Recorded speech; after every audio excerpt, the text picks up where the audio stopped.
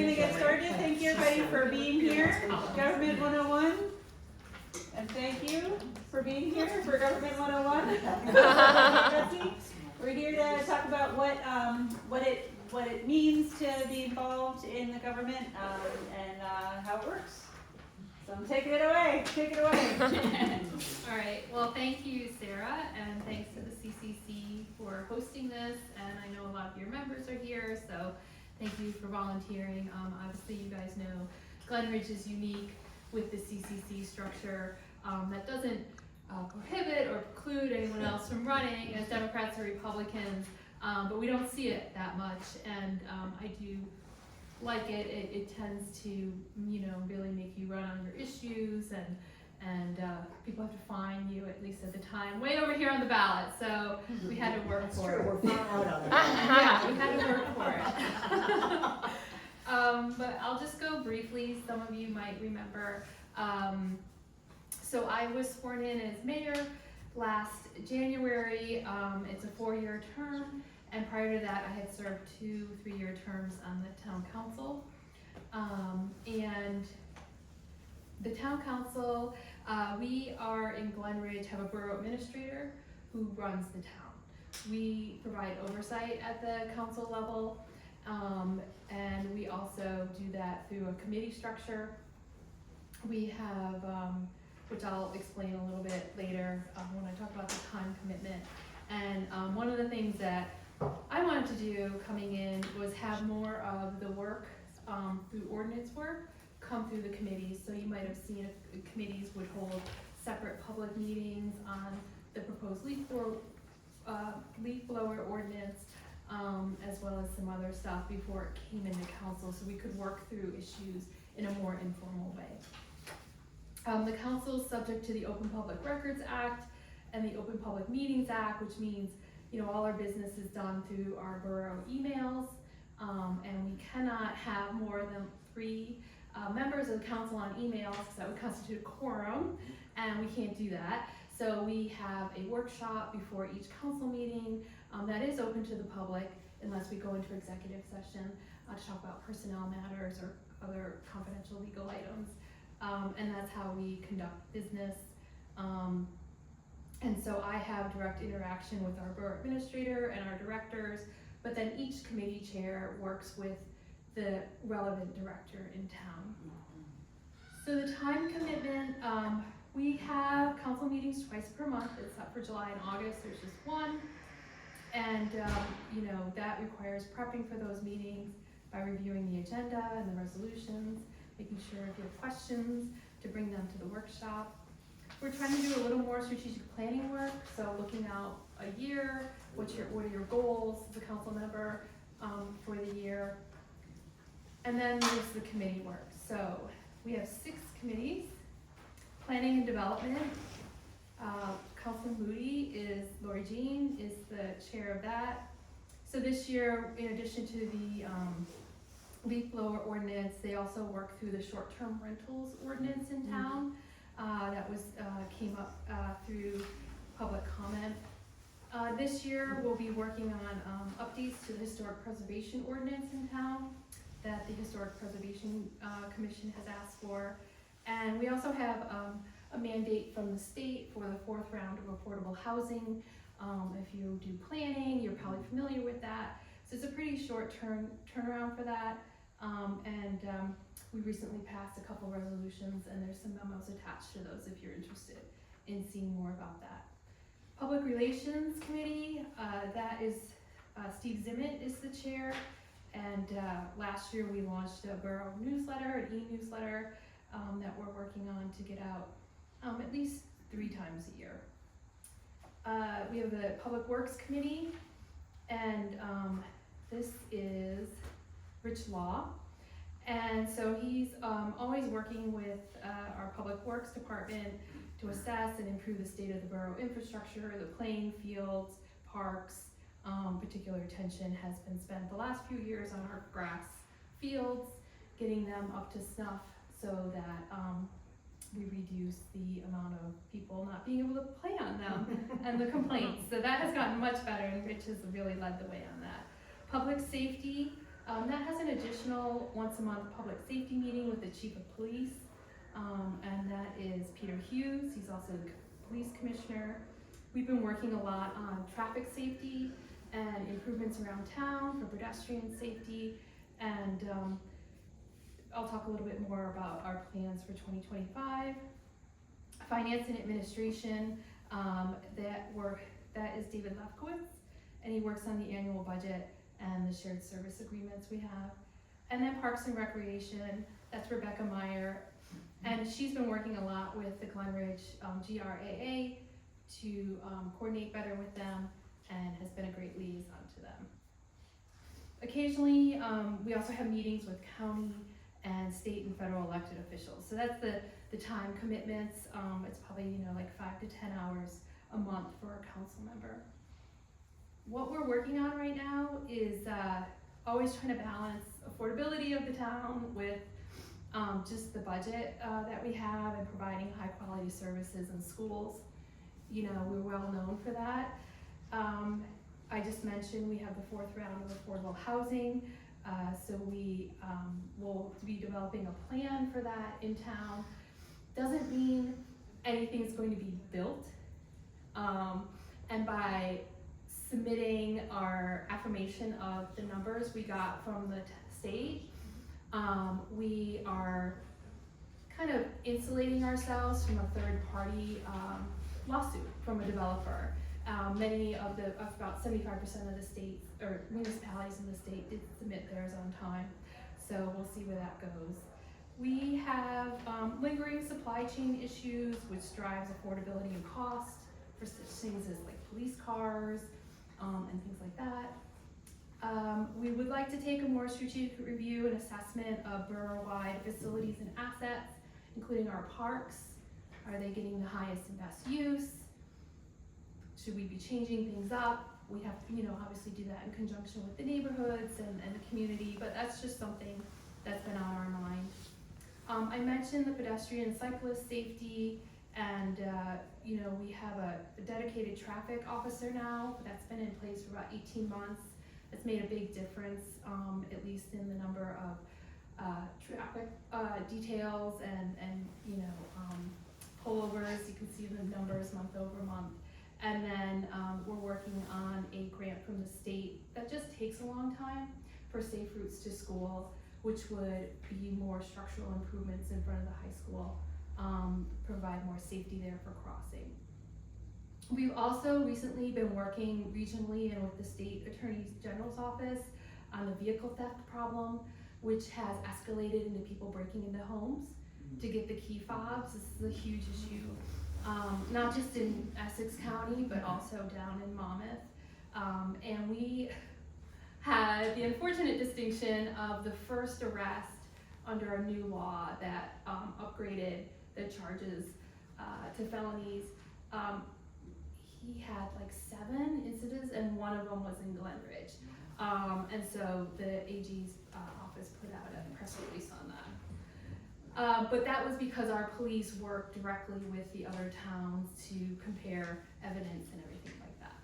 And then we have shared service agreements with Montclair and Bloomfield. We recently executed an agreement with Bloomfield for our human services, social services. Paula Pikus, if you don't know, is a wonderful asset and available to our families and our seniors here in town to help them with services. And then we have several with Montclair that you've probably heard about, and those are always working through on that. That's kind of like the gist, like the job description. I hope it doesn't sound too much. I think it sounds perfect, and the best thing, one of the best things that has happened in the last year plus is that both the council and the board recognize that we work better, we are stronger together. So every 6 weeks or so, representatives of the council plus Mike Kelly and representatives of the board plus our superintendent or new superintendent, Kyle Arlington, meet. We're going to do that tomorrow to discuss issues that affect both both parties. So, and it's been terrific. Yeah. You know, when we talk about pedestrian safety, that's our students, that's our, you know, everybody else trying to cross the street at the same time in the same hour of the day. Fields, things like that, is just so helpful for both parties, I think, to hear the perspective of the other party. And I'll give you a great example of that. Our summer meeting, one of our meetings, we decided we really wanted to have enhanced communications around back to school. Yes. And back to school, like walking and safety. So we had the joint communications that came out from the school and the borough at the same time, worked on that, as well as coordination with the police officers at the schools, yeah. It's been wonderful, you know, some districts, the borough and the school district are at loggerheads, but that's stupid. So, so we decided we would not be stupid, we would get a relationship with the town. After all, we're education, we're not supposed to be stupid, but, we would have we would just work better if we had these regular meetings, and it has been very helpful.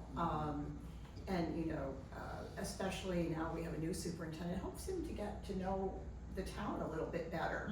Our previous superintendent, Dirk, had a long career in Glen Ridge, so he had a deep knowledge of the town. Kyle is a wonderful man with great ideas, but he didn't come with the same background, so it really helps him to know Mike Sacali. Yeah. He's met with Chief Quinn. You know, I think that has really been a good thing for him. But keep going. I agree. Well, the only thing I had, you know, Sarah, one of the questions she had asked us to talk about is like, you know, what you should consider before you run for the council. So this is my opinion based on my experience. So, you know, it's important to be open-minded and willing to listen to all sides. That includes your council members as well as your constituents who, you know, have really amazing opinions. And discretion is important. I mean, you're gonna learn a lot of stuff about what's happening in town, what's happening with residents. You know, if you're on the public safety committee, you might get, you know, reports and things that rise to the level of your attention. So that's important. And one of these, let me just make sure. Yeah, and then understand, I mean, this should be pretty obvious that you know, you serve the borough and its residents, and we're in Glen Ridge, at least we're apolitical, really, and we're small enough that we kind of stay under the radar of, you know, a lot of stuff that happens in other towns, and you know, we try to keep that way, keep everything kind of like drama-free as much as we can. But, yeah. No drama, Glen Ridge. We're trying.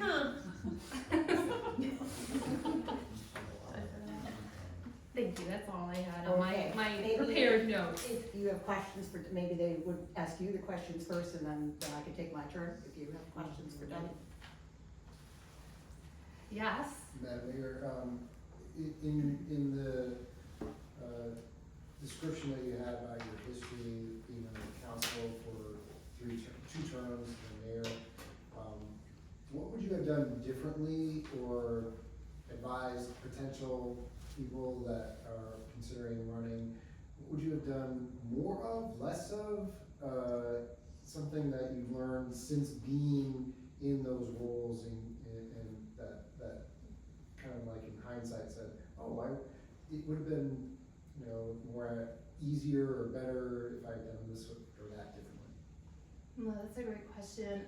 Prior to being on the council, when we first moved, and we've been in town about 25 years, my husband and I was on the CCC for I think 3 years, right when we first moved in, as a way to get to know people, and then I was on the Environmental Advisory Committee for about 10 years before. So I do think the path of volunteering in town and understanding a little bit how things work, you know, setting expectations about what local governments can and can't do, and you know, how to, you know, interact with, because we're all neighbors and we're friends, but at the same time, like, if you have something you need to say to me as a mayor, like, I need to be really professional about that. And so I'm trying to think, I don't know if I would have done anything differently. I think people have different paths coming to the council, and I think that's very helpful. you know, some come through GRA, it's more experience in volunteering there. Maybe, you know, Steve had worked at, you know, volunteered with Freeman Gardens and everything. So I think it's that volunteer aspect and at least showing some commitment to public service, I think is the most important piece. Just one other question. In terms of like the key issues you see over the next 3 to 4 years, I mean, what are kind of the bigger picture items that, you know, you think, you know, strategic planning or other things? You've got the Greenway, obviously, that's coming, but what are kind of your longer range things that you think focused on? Yeah, we, well, I do think you know, I'm gonna call it workforce housing. I think it's unfortunate people who work in our town can't live in our town. And that's not great, you know, for us, we being first responders and everything like that. So, I think we need to take a hard look at appropriate places. Let's say it's along Bloomfield Avenue or something where we could designate if there's opportunities to do redevelopment that we're putting in workforce housing, maybe. And again, that is gonna be appropriate for the town. We're primarily residential, we don't have any space to build. Claris, as you know, went in because 4 homes were purchased and converted into the apartments. And you know, I think we need to do a lot of education around that, because, you know, there's a fear about that and the impact of the schools, but we have numbers that can show you, like, it doesn't, that's not there. So that's gonna be one of them. I think this kind of affordability issue and maybe there's that's very long term. The Greenway you mentioned, that is gonna be long term. I'll just be, especially if we lose a lot of federal money on that. And then we have ongoing conversations with Montclair, and the next one's gonna be about George Washington Field.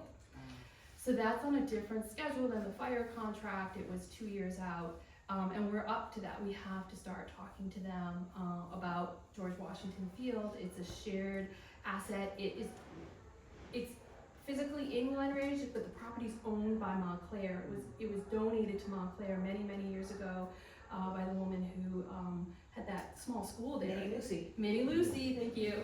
So there's some of the misconceptions about that, but about 10 years ago, 11 years ago, Glen Ridge, the county and Montclair all went in together to pay for the turf of that. And so there was an agreement around that about use and how that's been enacted. But that agreement's ending. So that's gonna be, you know, that layered in with the fire contract, and then we have water services through Montclair, so it's a lot.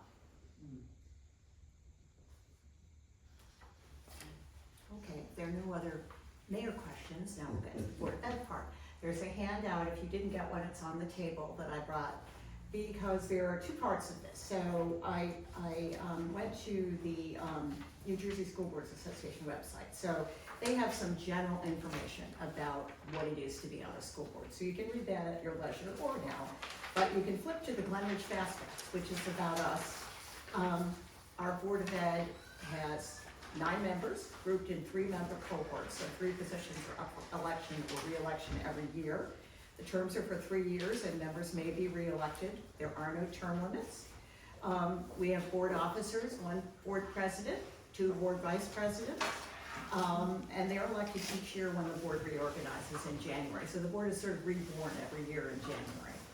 Our meetings are once or twice a month. They're a little dependent on the school schedule. If there's no school, you know, it could be the 1st and 4th week, and if there's no school the 4th week, we either make a change or we only have 1 meeting that month, but generally 2 meetings a month. They are public meetings with opportunities for public comment, except when we are in executive session, and that's similar to when the council is in executive session. It's when we discuss matters like personnel, ongoing legal cases, unconcluded contracts, things like that, or matters related to students where the information is sensitive. So most of our meetings, most of what we do is in public. We work on the committee system. We have several standing committees: finance and facilities, negotiations, curriculum, personnel and policy, and communications. 4 of those committees meet once a month. Negotiations meets when we're negotiating, which we are right now. Our contract with the Glen Ridge Education Association that represents the vast majority of our employees, everybody basically except the administrators and our administrative support people, that is expiring on June 30th. So we are in negotiations right now with the GREA. Hopefully we will achieve a new contract with them prior to June 30th. So negotiations is meeting frequently now, both by ourselves, with the union, and with our legal counsel. When you negotiate a contract for the union, everything that goes on in the schools with regard to our staff is regulated by, they call it the master agreement, the contract. So if a teacher, say, is advising a club, like the Spanish club, they are compensated for that outside of their salary. The compensation for extra things like that is in the contract. Everything is in the contract. They have, you know, union representation. They also, when they negotiate, bring a representative from the NJEA.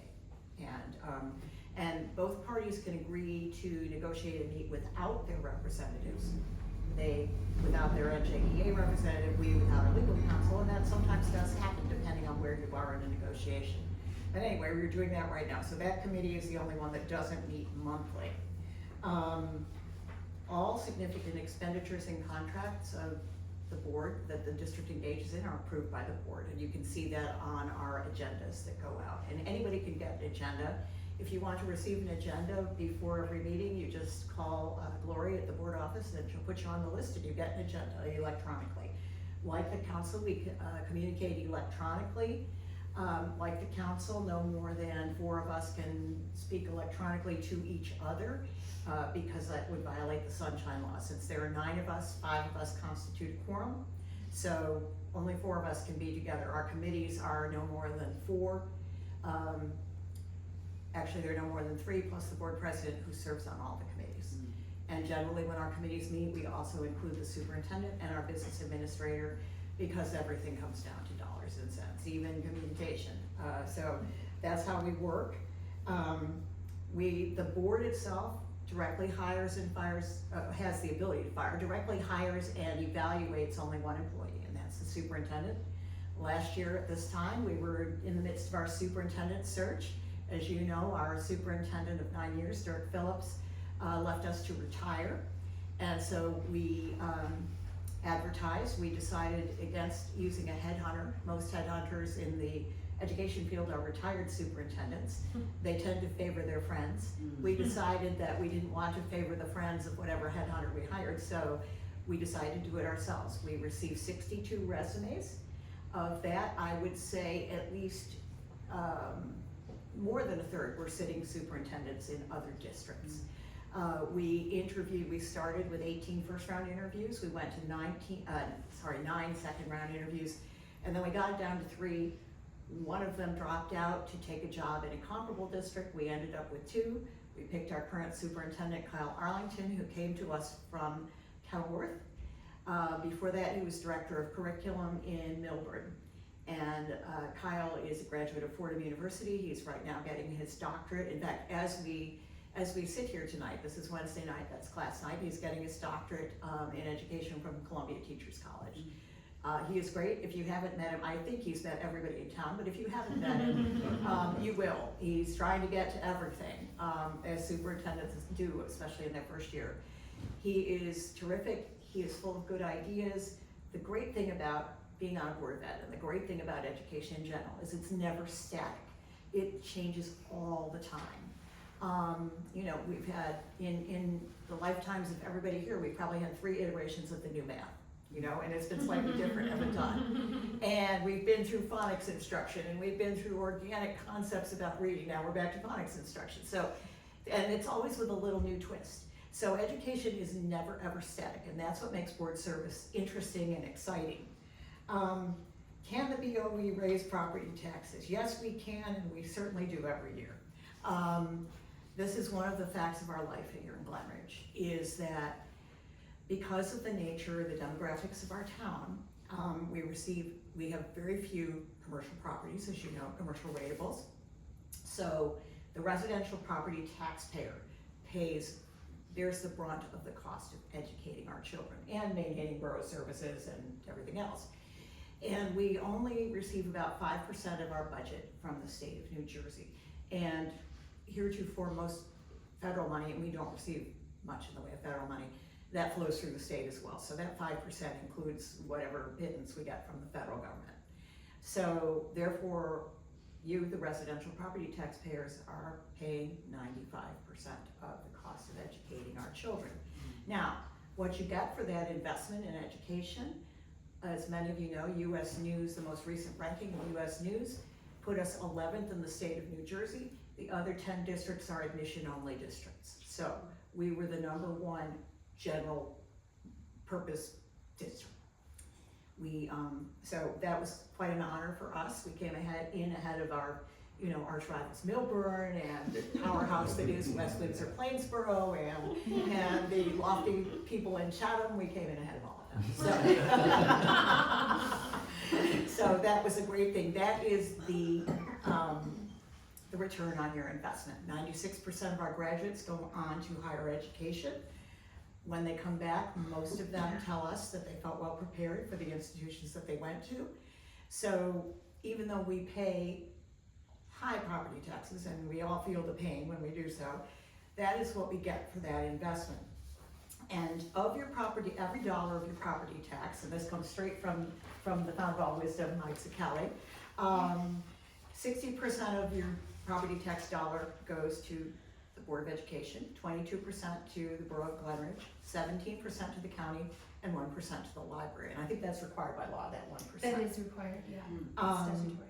So we don't get much aid. We are dependent not just on the tax money, but on our donor organizations like the Education Foundation, like the Home and Schools, like the Rotary Club, like all the wonderful organizations that give us the things that we could not afford otherwise, that make our students so fortunate, make our students so well prepared for those institutions of higher education they go on to. So we are very lucky in that way. And with regard to the question about, the qualities that you need as a board member, I agree with the mayor that you need some knowledge of the town and how things work, and a commitment to volunteerism, because none of us are getting rich in these jobs. We are not paid. In fact, we probably lose money on these jobs, but that's fine. You need intelligence. You do not have to have children in the schools, and in fact, it's good to have people of different ages and experience levels and occupational and avocational interests on the board, because it makes for a good mix. We've all had, we all got educated, hopefully. We all had slightly different experiences getting educated.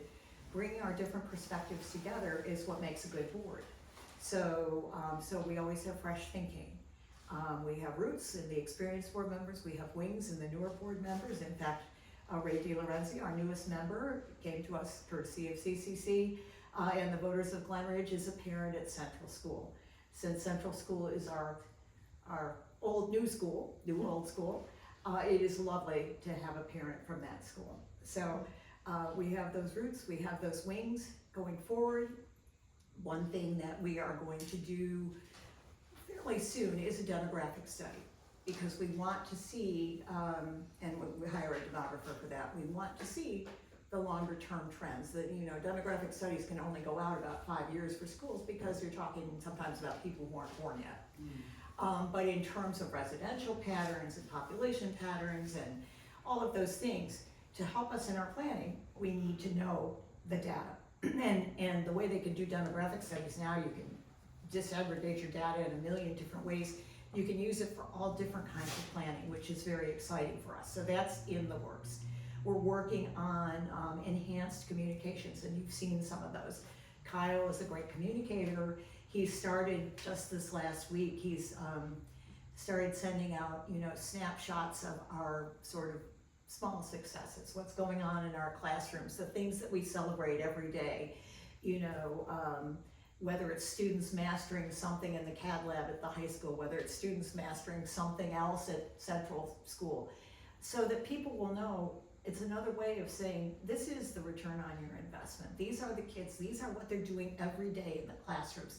This is kids doing a unique interpretation analysis of Faulkner's As I Lay Dying at the high school. This is all the exciting things that go on, and there are so many every day. That's another good reason to join the Board of Ed, is because it's like a celebration of the best that we are. You know, parents send us the thing that is most precious to them, their kids, and it's a celebration of those kids. And that's a wonderful reason to run for the Board of Ed. You do need discretion, because there are also times when you learn things about your neighbors that you probably would rather not know. There are situations that are extremely unfortunate. We provide care for all our students, from the ones that will go on to be rocket science to the ones that come to us as 3-year-olds who are severely disabled. And every single one of them, no matter who they are, no matter what circumstances surround them, they are precious to us. You know, I feel like our pre-K through 2 schools are like cradles for them. They nurture them, they're wonderful. They go on to Ridgewood, where they all come together, and then they go on to the high school, where, you know, they start to feel the power of being launched into the world. So, you know, that idea that everything we go through, including budgeting, which is hard every year. We have to make hard choices every year. It's all for that. That's the reason. That's why we do what we do in this town. That's why people move here. That's why people stay here. We have quality of life. We have trash collection twice a week, but we have a wonderful public school system. And so people that can appreciate that and celebrate that are great candidates for the Board of Ed. And you know, it is a wonderful experience. I'm not sure if I've left anything out, but if I have, you'll tell me, and I will tell you what that is. So do you have any questions? Yes? In New York, some reports have said that in classrooms they've used AI in particular to help with second language learning, and you know, a lot of people will fear AI as it's going to take jobs away. Is there any kind of strategic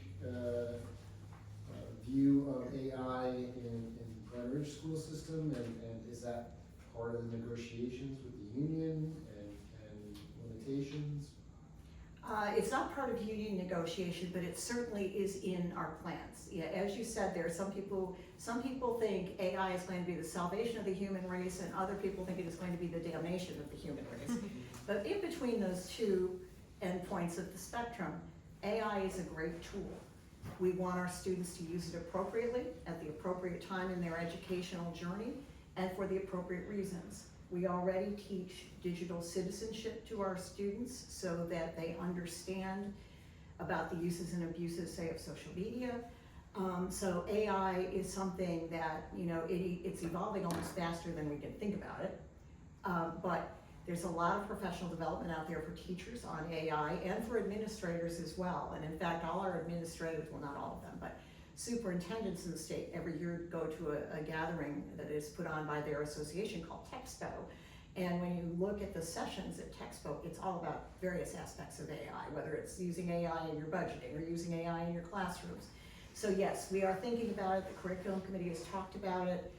We don't have a sample AI policy yet, because I think our most school boards in New Jersey use one of 2 vendors to keep us up to date on policies that are mandated or suggested. We do not have an AI policy yet from our vendor. We are in the process of discussing that, Kyle's discussing it with the teachers. He has a superintendent's council that any teacher who wants to be can be on. They're discussing it. The faculty and administrators have their own curriculum committee, which is discussing AI, again, appropriate uses, you know, different ways that we can use it. Our curriculum committee of the board is discussing it. So it's a work in process, but yes, it is part of all of our discussions. And we consider it a tool, not something to be feared, something to be understood to the extent that we can do so, and also to be aware of and use as it evolves. everybody's talking about either AI or cell phones, so if you wanna talk about cell phones, now's the time. Yes, What's the sharing of services with Montclair in the school district? Is there much going on? we don't really share with Montclair. They have different configurations in their school system. You know, our superintendents all go to these Essex County Superintendent's Roundtable, where they share ideas and probably complain to each other. On occasion, I've gone to the Superintendent's Roundtable to do professional presentations, and there's a vast silence when I walk in because, you know, across my head it says school board member. But so that's how the sharing of ideas takes place, is in superintendent's roundtables. The technology directors have their own sort of roundtables and associations. The student services directors who do our special ed collaborate in those ways.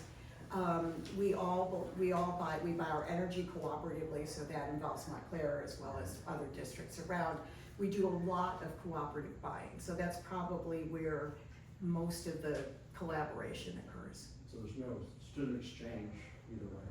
No, not at this time, although our students do, you know, no, we don't really do a student exchange. It would be difficult scheduling, and there would be issues about transportation as well. But thank you, that's a great question. Other questions? And of course, we're in ice hockey league with Verona. EGR. I wanted to add on your budget question, there's a lot of information about the town budget on our website, going back several years, the audits. There's the information we have to submit to the state, as well as a PowerPoint presentation that we do every May at the council, where we hope people show up. But so we put a lot of thought into it, but it's on the website, and It's really fun. and that's where Betsy got her numbers from, but it also breaks down per services how much the cost is to an average homeowner in town, including for our wonderful police and everything like that. So if you really want to dig into the numbers, they're all up there for you. And I forgot one thing that's yes. been really important and that we will do long term is flooding. You know, obviously, the storms are getting more frequent and intense. We're seeing flooding in town that we haven't seen. I mean, there's always been flooding down on Clark Street, where Tony's Brook comes through, but now we're just seeing it on Ridgewood Avenue, at Baldwin, you know, all sorts of hot spots. The low points, and we, you know, kind of sit a little bit, and our stormwater infrastructure is old, and it's not built at a capacity that can handle all that water. And then when we do take that stormwater, it turns it to a pipe to Tony's Brook. So we are working collaboratively with Bloomfield, and we have great assembly folks, Morales and Venezia, who have gathered both Belleville, Bloomfield, us, and I think that's it. Montclair is invited, and they're starting to get involved. We need them involved because they're part of our watershed. So we're gonna have a regional, we're gonna formalize that more, and then also Congresswoman Cheryl's office has started attending the meetings. And so we might get the Army Corps involved, because it's gonna cost a lot of money. We try to upgrade the stormwater when we can into a roadway project. We did that on Sherman Avenue by Clay Field, where we had to put curbing in, and we were repaving. We added some new storm drains because we had areas that we had standing water. So we pitched everything when we could, and you know, trying to address it that way. So flooding and stormwater management is going to be a big issue. And I should talk a little more about budgeting too, because it's budget season right now. Yeah. Negotiations and budgeting at the same time is something everyone should experience. But we also put our budget up online, and we will be doing in a few weeks a preliminary budget presentation. And what happens with the board budget is, back in the fall, our administrators and department heads submit their individual budgets to Barbara Murphy, our business administrator. And she and Kyle meet with the program heads and building principals to talk about that. They put together a preliminary budget. They make a guesstimate about state aid based on past experience. Healthcare is a factor, as Tom knows from his time on the board. So right now, all that has been put together. What we're waiting for is the governor's budget speech on the 25th of February. By law, we have to have our state aid numbers within 48 hours of that. And then we'll be able to plug in that piece. And then we will see if we're, over budget, under budget, whatever we have to do. And then the administrators and Barbara and Kyle go into the next round, which is if we have to trim, where we trim. And our priorities are to trim as little in the classroom as possible. So we look at everything else before we would look at classroom, before we would look at laying off people, especially people who are in classrooms. That being said, it's a difficult time for budgeting. As you know, we have a severe teacher shortage in the state of New Jersey. We have a shortage of teachers, of bus drivers, of paraprofessionals, of cafeteria workers, just about of special education people, just about every category across the board. Even places where we used to get tons of resumes. For an elementary opening, we used to get one of those old-fashioned mail buckets full of resumes. Now, many fewer. For a science opening, sometimes we'll be lucky we get one. The schools of education are down about 40%. People are not going into teaching for a variety of reasons. There's work going on at the state level. Assemblywoman Lampett, who just left the Assembly but was chair of the Assembly Budget Committee, introduced a whole package of legislation to help the affordability part of the teacher prep process. And also there are, this being New Jersey, we have an absurd number of bureaucratic barriers for our teachers, which we are trying to legislatively get toppled. We also have an evaluation system that is about 12 years old. It is, as all things do, it has morphed over time. It's become very cumbersome for many of our educators. There is work being done at the state level to try to change that as well. And I think that work will bear fruit. So because of those shortages, budgeting becomes difficult, because when you have a teacher retire who is at the top of the salary guide, and people on the top of the Glen Ridge salary guide have broken the $100,000 mark. So normally you would look for teachers, you might get a BA step one. So she would make, he or she would make, $50,000 to $55,000 plus benefits. There are no BA step ones for positions. There just aren't. So you look at your resumes, you hire the most qualified person, regardless of if they've got 15 years of experience, they're somewhere higher on the salary guide. So in terms of what we call breakage, the differential between what we would pay to the retiring employee and what we will pay for the new employee, we have much less breakage than we did in the past, and that's a factor in budgeting. So all of these things play into the budget, and we're in negotiations, so that means we're not going to be through with negotiations probably by the time we do our final budgeting in the spring.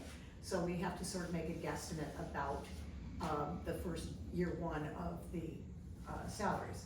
So Barbara does her best job, and she shakes out the couch cushions in the board office to make sure we have that extra money, but it is a factor in negotiations. So budgeting, because we are limited by the 2% tax levy cap, we have that constraint. So on the one end with state aid, we're limited with state aid. On the other side of the coin, we're limited the amount we can raise from property taxes, which is good, but it's also difficult because those of you who buy eggs, say, know that everything rises in price more than 2%. And especially things like transportation for our special education students. As you know, we do not have a fleet of buses in Glen Ridge. Very few people live outside the 2-mile limit for elementary students or the 2.5-mile limit for high school students. But we are obligated to transport our special ed students who are placed outside the district. These are students whose disabilities, either developmental, behavioral, etc., are too severe for us to handle in district. So they are placed in out of district, either public or private schools. that have programs for them. And so we are responsible for the cost of transporting those students too. And the cost of transportation sometimes exceeds the cost of the tuition for a student in out-of-district placement. You will get a student who's out-of-district placement for a day school is, say, $55,000. Their transportation may cost $45,000. So it is a big concern, and there's a lot of work going on at the state level, particularly on that score. If students who are special education students whose cost of whose services exceed either $40,000 for students, $40,000 a year for students in public institutions, either ours or another public school, or $55,000 a year for students in private placements, we get some help. We get a reimbursement called extraordinary aid. So if a student's tuition, say, costs $65,000 in a private institution, we get a percentage of the $10,000 differential between that 55 and the 65, but it comes the following year. So it comes out of your pocketbook right away, but you get reimbursed at about 54% the following year. So that's also a factor. We have very good special education services in Glen Ridge. We've tried as much as we can to keep kids in district when we can. But the cost of special education, the mandated services that we're legally obligated to provide and also morally obligated to provide, are very expensive, and they also cause very large swings potentially in the budget. You could get, and we've had in the past, 3 students move in who need very high levels of services, including full-time nurse with them, things, each of whom tuition might be $100,000 a year plus transportation. So if you struck your budget and a family moves in with those needs, suddenly you have a $300,000 item plus transportation, which might be another $100,000 that you haven't budgeted for. And we can't keep a lot of surplus. You can only keep 2% of your budget in surplus. So budgeting is an equation with an extraordinary number of variables. And it is a credit to our staff, our administrators, to Barbara, our BA, I can't say enough for her, and to our superintendent for keeping everything going at the high level that it runs with these very, very narrow budget constraints.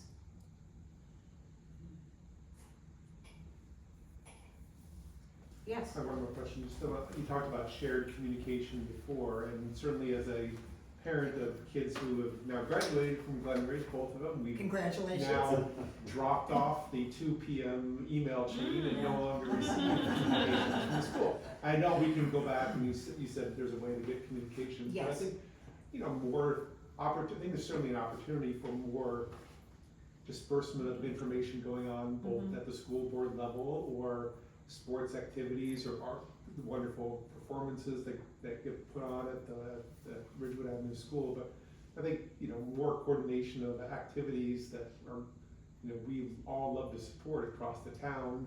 And coordination of communications might be a great opportunity for. And Kyle is that's his big thing, is communication. So he's, right now, of course, he's in the process of learning absolutely everything. But we've talked extensively about extending our communications, and the community, the people who have successfully made the route with their kids through Glen Ridge schools who are still here. That is something that we're talking about, thinking about. So thank you for that. Yeah, I think it's been hard with obviously the loss of newspapers such as with, Yes. and the reporting. But I'll bring that back to Steve. I mean, I think he really is trying to figure out communications. We are trying to do more Facebook posts. The police do a lot, but I hear you, because the school sends out so much great information about, especially programs or things that other people might want to join, and there's no way to find that information out at all. So, yeah. And that's something we can discuss tomorrow, will we be? I'll add it to the agenda. Yes. And that's the value of these gatherings and also those meetings, is that we can talk about these things almost as they happen. And Kyle has a lot of communication plans in place. And he said to me one day, "Do you think people will read it if I send it out?" I said, "Yes, they will. They'll read it." Any other questions?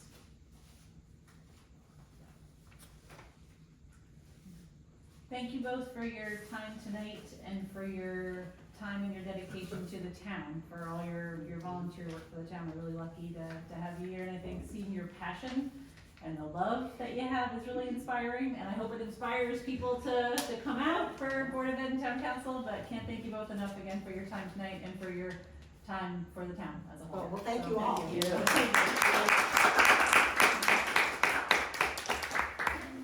And if you didn't get ahead